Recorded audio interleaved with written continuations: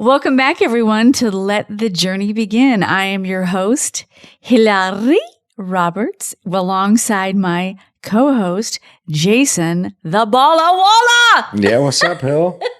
It sounds like you still haven't gotten stabilized from that menopause. It's been a whole week and you're still working on it, huh? I'm still working on it. Yeah, I am. But I wanted to know, because last week we didn't get to ask how you're doing. Even though it's like so hard to like get off of myself, but really, what are your goals for the new year? Wow. My goals for the new year. Well, first, everything's going good. Everything has been great. For this new year, I think my primary focus is spending more quality time with my kids. As I am going to be venturing out here soon to Nashville and leaving home base, which I've been, freaking 3 generations, 100 years of Newport Beach in my family. It will be interesting to get out of Dodge and to really explore what else is out there. And it'll be cool though. I mean, because my mom's background in history is from Tennessee, so have some family that lives out there, but it'll be definitely a different perspective for me, and I'm really looking forward to that. And I think that's the beauty of what sobriety has brought me is putting my family and our kids first. And I think that move will put them at the top of the priority list. So I'm excited. So I think that's kind of the main thing is wanting to slow down. You know me being down here and just been very, very busy the last few years, and I think removing myself and going and living in the suburbs and getting out there, I'll be able to slow life down a little bit for a little while and to be able to be more present for my family. How stressful was the move last week, trying to get everything like put in storage and moving into the rental since you sold the house? Yeah, hey, look, I mean, moving sucks. Like there's nothing around it. At the end of the day, it sucks, but it's also just part of the process, going with the flow, letting go, But it's exciting. We stored all of our stuff. So when we find the house to go to, we'll just direct the movers to ship everything out there and, a little road trip. So it'll be good. Awesome. Be exciting. Well, why don't you introduce our awesome guest today, my friend? All right, dog. Well, I appreciate that. So, hey, we have got another friend of Ethan's on here. Ethan has been a great provider of guests to the show. And so we want to say thank you, Ethan.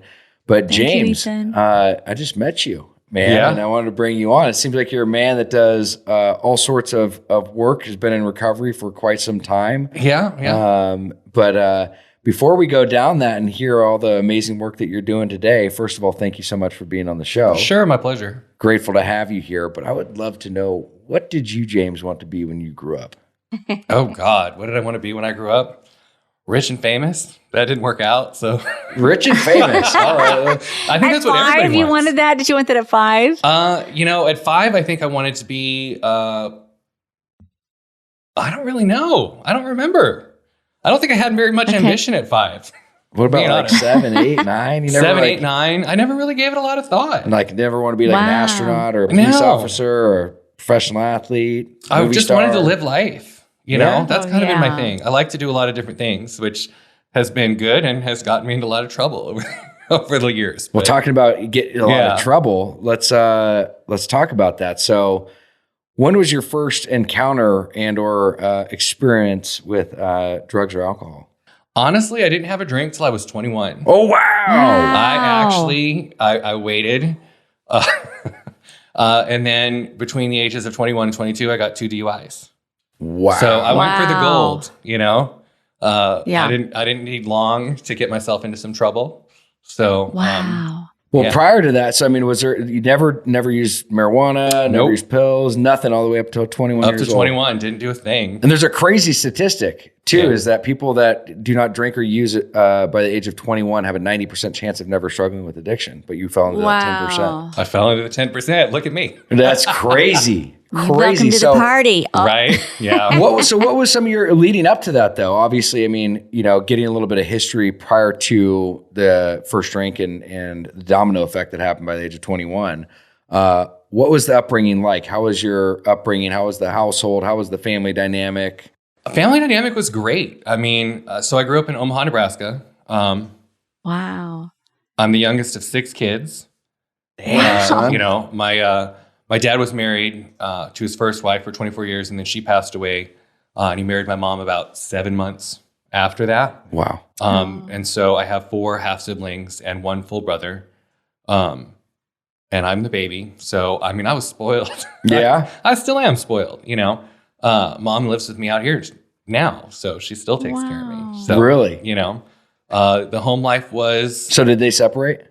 No, my dad passed. Oh, I'm sorry to hear that. Yeah, he passed so July sorry. 3rd of 19, so... Oh my God, it's Oh. the same day my grandfather died, but in 2014. So mom moved out here with you 2019? Yeah, I moved out here, in September Okay. of 19, so... So Wow, what brought you out here? Oh, no, I moved out here. I actually moved out here to get into working in treatment. I had gotten sober. So I got sober April 4th, 2011, was the last drink. Also the last DUI. So funny how those things sometimes coincide. Was that number 2? That was number 3. Number 3. Okay. That was number 3. Because of Wow. the gap, I got lucky. And it was charged as a second instead of a third. So no felonies yet. Anyway. Wow. Got it. Thank God. So I after the third DUI, I went back to school. I got my master's degree. I'm a licensed therapist in Nebraska. That's kind of the background. And I started working at a facility in Nebraska. I worked there for about 4 years. And the way that the industry works, as you guys, I'm sure, are well aware, that we all talk to each other. Even if you're at a facility in Nebraska, you're talking to facilities in California and Florida and whatever. And so I had made some contacts out here in California. And a friend of mine who I considered my work wife at the time, because we were always on the phone and going over problems or whatever, offered me the opportunity to come out here and start my own thing. So I ended up moving out here in December of 14. And she actually gave me a loan, $4,000 loan. And I lived on her couch for the first 6 months till I could find a place out here. Wow. And that's my story of getting out here to California. No Wow. way. So, Yeah. wow. Let's go back to 2020, 21, 22. You just launched right off into drinking alcoholically, it sounds like. And Yeah. Yeah. And so tell us about that path and that journey and kind of what made you were already off course. So what made you aware, and then when did you start making that change towards sobriety? So I grew up in Nebraska, and I swam. I started swimming on a club team at the age of 9, and ended up ultimately getting like a scholarship to Oakland University in Michigan. And in Nebraska, you know, I didn't come out, right? Being gay in Nebraska, not really the best place to do that kind of thing. And then add to that, you know, being in a sports team, and swimming, you know, people think the little Speedos and everybody does it, you know, whatever. I heard all the jokes, all the whatever, like, you know, anyway. So when I got to college, it was my first opportunity to get into the community, kind of be myself, you know, let the hair down, all that kind of stuff. Right. And, I basically learned that was what you were supposed to do. Right. I found a couple of friends in college, and they were my first real gay friends, and we could go out and we could be gay together. And so what did that mean when you were 20 something years old? Well, that meant going to the bar 6 nights a week. And I picked a really friend to be the best person because he was a cokehead, you know, and so he did everything in excess. And I kind of learned that's what you were supposed to do, right? I also have, you know, mental health stuff underlying. Like I've always had generalized anxiety.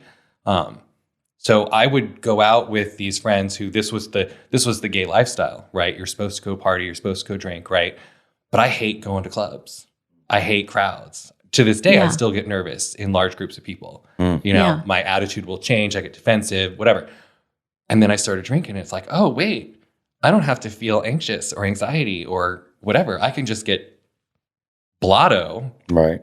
And then I'm comfortable in this place that I don't really want to be, but that's where I'm supposed to be because that's where you're supposed to go and hang out and meet your people, right? But do you think there was and again, is what I'm kind of maybe even hearing here is, do you think that since there was so much pressure being in Nebraska and kind of almost being in this container, because you said you didn't come out, correct? Yeah. Do you feel like when you were in a place, you kind of almost were just kind of teetering on the line, as you were living there, and then when you kind of really felt more comfortable and in your own skin, you were able to actually open up, and that's where, those experiences maybe have dominoed. Does that make sense? Yeah. I don't know how to answer that. I don't know what the best way to answer that question is. It was an interesting upbringing because I swam so much that I ended up being homeschooled.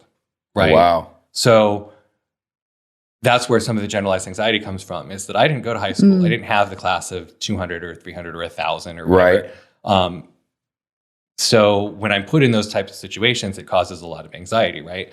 But because I was homeschooled, I never felt like I didn't fit in. I didn't have to conform. It wasn't like a huge shock when I did come out to people, because I was 18 and I'd never been on a date with a girl. I'd never kissed a girl. I had never made any attempts. Right.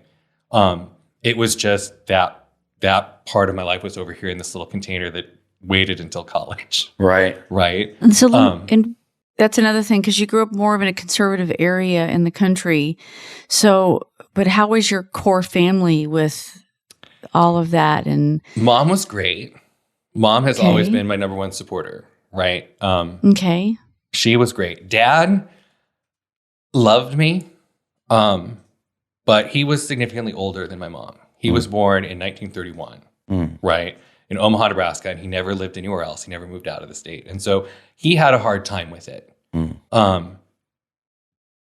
Later on in life, he got better, and we healed that rift before he passed, which I'm really, really grateful for.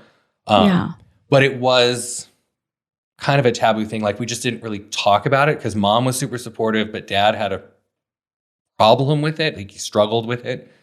So we just ended up not talking about it. And then we kept the peace, Yeah. No, that makes sense. What about were your siblings supportive, or?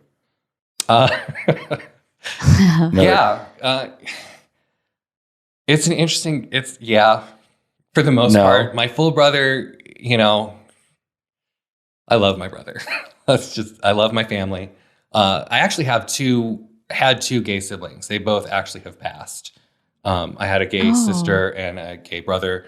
The sister died of mesothelioma. Oh my God. And my brother just died last year on Christmas from lung cancer. Oh, sorry to hear that. no. I'm sorry to hear that. Yeah. I'm so sorry. And, so it's a rough time of year right now. I'm not going to lie. Yeah. And so can we talk about that for a second? When going into this, because hearing your background and having the knowledge and the education you do, a lot of people struggle during this time. Mm-hmm. Whether it's from events or instances that happen similar to yours, or there's triggering environments, there's, people, places, and things that are of not the most conducive to their recovery. What do you do to get through these times? And I know some of that is fresh, but I live my life under the mantra of people need to be kinder to themselves, right? Recognize your boundaries, recognize your limits, and allow yourself. If I'm having an off day, I'm going to let myself have an off day. It's, you don't want to wallow in it. You don't want to sit there, because that becomes, a monster in and of itself. Manifest. But surround yourself with good people that you have, and sometimes it's just good to sit with them and not be alone.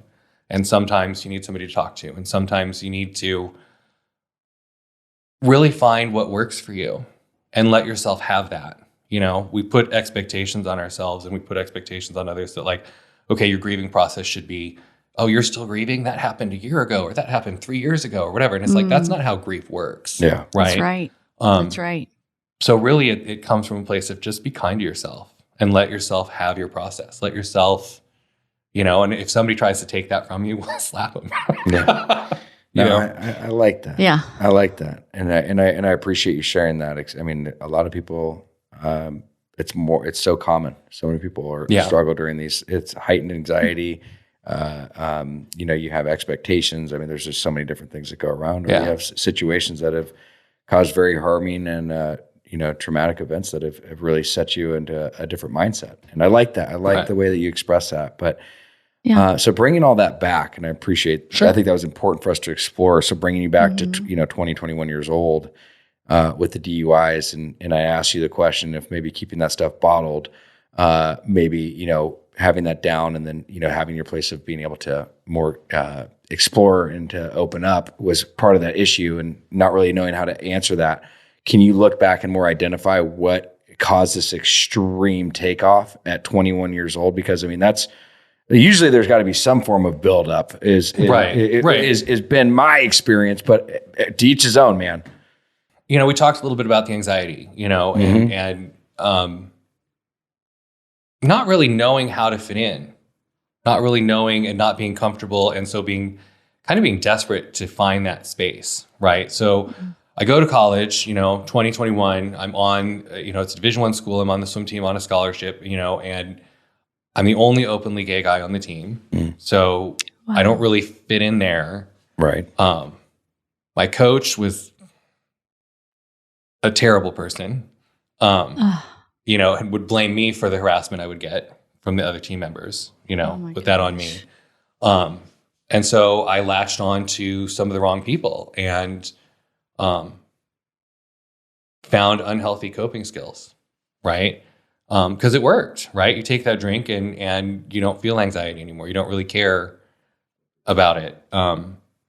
It was a very freeing thing. And so it became really maladaptive really quickly. We found instant relief in a very uncomfortable environment. You're having this self-discovery and you're trying to, feel comfortable in your own skin, and anywhere and everywhere you're trying to be able to do that, you're running, up into this wall, and it's heightening the anxiety. It's heightening the pressure. It's heightening all those things that you already struggled with. Exactly. You feel alone. Yeah. Right. And then you're desperate for that connection. And, working in the industry, being around the industry, you always hear things like, connection and relationships and whatever, that's the opposite of the addiction, right? That's what helps you get out of your head and out of that space, is to find people who support you and that community and all these kinds of things. And I think that's what I was desperately trying to find. Right. But I was trying to find it in the bar.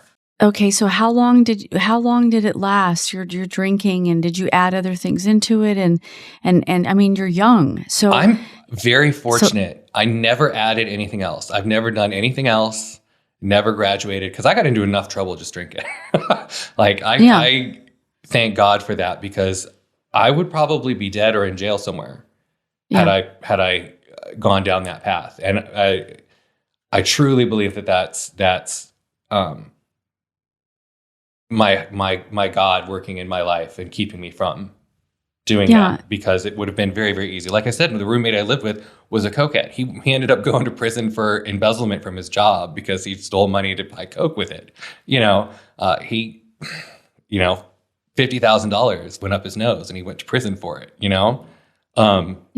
would have been very, very easy. And yet for some reason, I was lucky enough not to.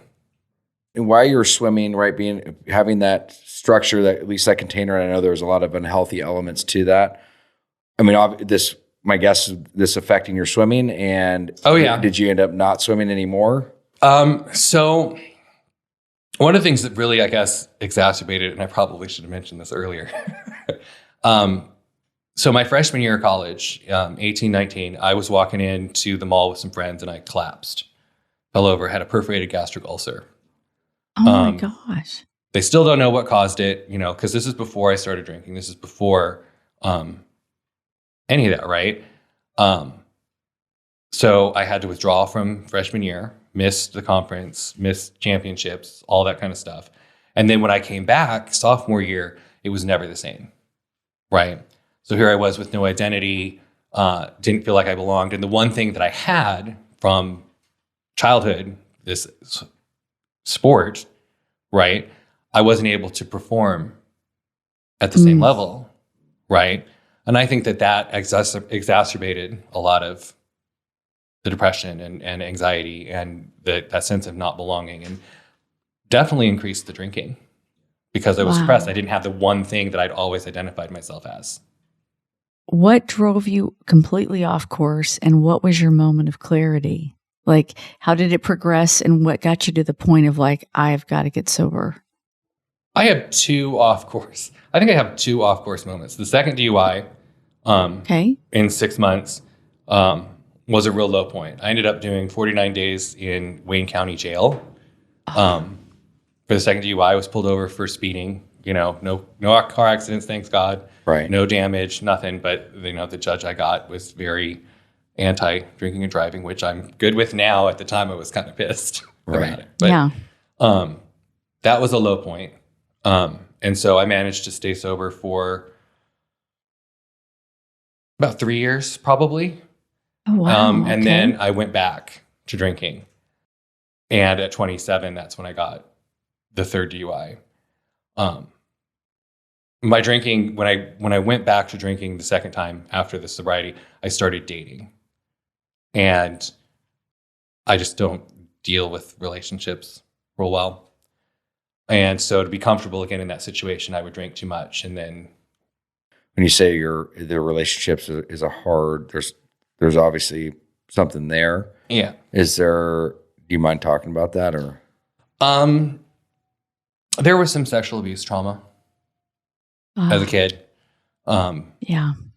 Because of that, dating is difficult. Being intimate with somebody is difficult.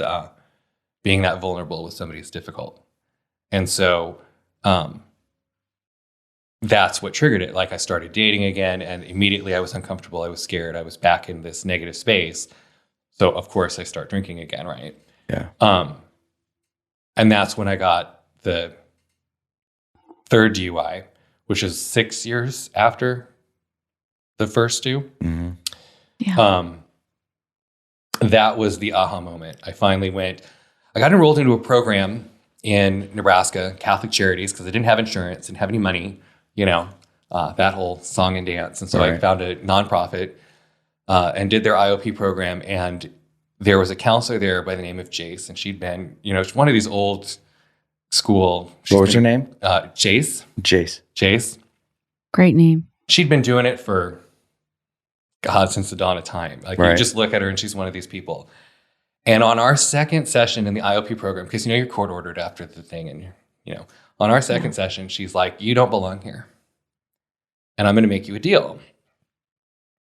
If you will call this number for this therapist who specializes in sexual abuse and trauma, and you schedule an appointment, and you go, I'm going to graduate you from the program. I'm going to, because this is a waste of your time. What you need to do is you need to go and you need to see this therapist." And that changed my life. Wow. I went to that appointment, and I haven't had a craving, haven't had a desire to drink, haven't any of it. Wow. Because Briar is the name of the therapist. So another great name. Saved my life. Yeah, she changed my life. How long ago was that? That would be in 2011. Wow. Yeah. So when you met with Briar, what happened? What was that thing that made you go, okay? She took me through the process of dealing with the trauma, of accepting what happened and accepting that it didn't have to define me. It didn't define who I was. It was something that happened, but that I could move past it. And it wasn't one thing. It was that she walked me through the process of becoming okay. And once I was okay. So when you go through trauma like that, and when you're going through this process, I know it's very individualized for that person, but just to give people kind of a broad stroke of this, of how long, and are you still doing work on it today? I mean, how long was that process? I worked with Briar for probably a year and a half. And do you still do maintenance work today? Yeah. Yeah, I have. I don't, you never stop, right? It's a human condition. The human condition is we all need tune-ups. I'm a firm believer in that we're all nuts. Yeah, for sure. We are all nuts. Yay! The only person who scares me is the person who tells me that they're not crazy. They scare me because they have absolutely no insight into the fact you're crazy. Look at, we're just all nuts.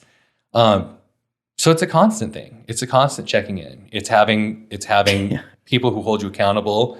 Right now I don't have a therapist. But when my dad died, I started seeing a therapist again because I knew, okay, I need to get ahead of this. I need to be preventative. I need to get in front of it. And when that became okay, then you can stop. It's not that you have to see a therapist every week for the rest of your life or every month for the rest of your life. It's that it's a constant, it's kind of like auto maintenance. Yeah. Right? If you need to get your car serviced, you need to take your car in and get it serviced, right, or it's going to explode on the highway, you know? And that's your mental health. It's a constant, checking and evaluating 100%. I really appreciate your transparency and your vulnerability in this. And it's like, again, this is just such a real conversation. And I really appreciate that because I think there's a lot of people that struggle in the areas that you've struggled, and letting them know that you're a beacon of hope for them and that you've made it on the other end. It is possible. it is. So, what is it that you do, today? Because I want to hear a little bit more about what you do, but what is it that, James does for himself on a daily basis to maintain and sustain sobriety? And I know you just touched on a couple things, whether it's, therapy or, self-evaluating and doing maintenance and stuff like that. But what are some of maybe, some higher level bullet pointed perspectives of what you do on a daily basis? Well, it all starts with that whole mantra of being kinder to yourself, right?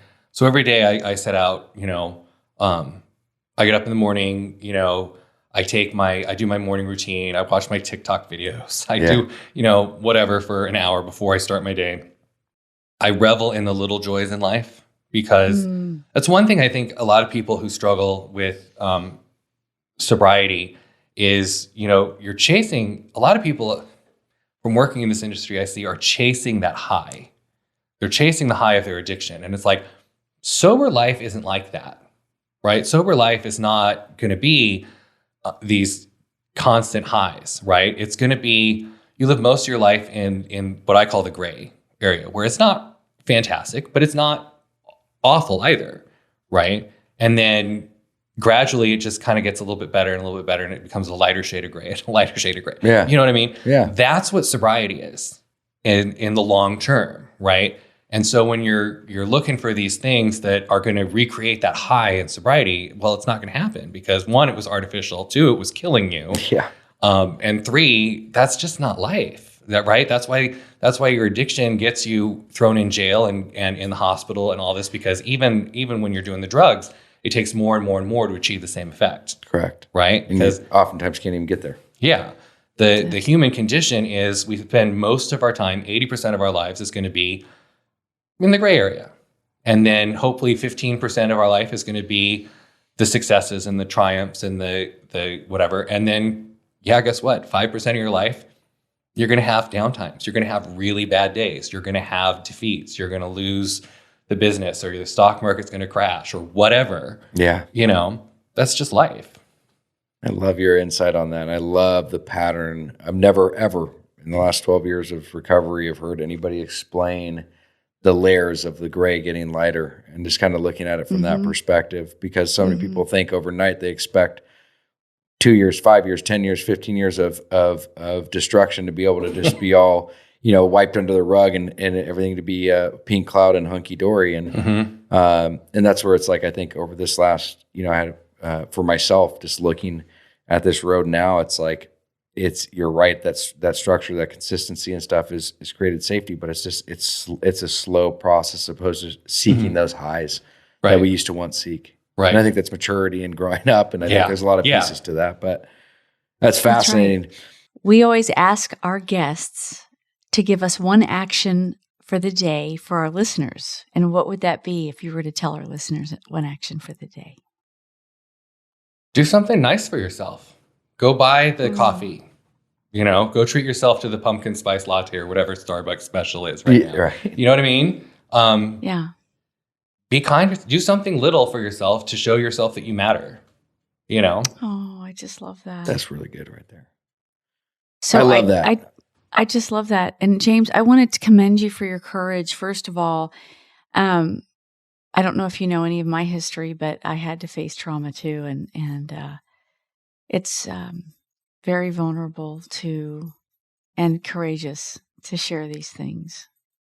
And we so appreciate you sharing that on Thank the you. program. And I was talking with someone recently, and I had this epiphany where as an alcoholic, I caused a lot of pain. So I have a lot of parts in a lot of things. My selfishness did a lot of things. With the abuse that happened to me, did not have a part, but I have a responsibility today if I want to have the freedom that I've always wanted. And that's what you're talking about. And that's so beautiful.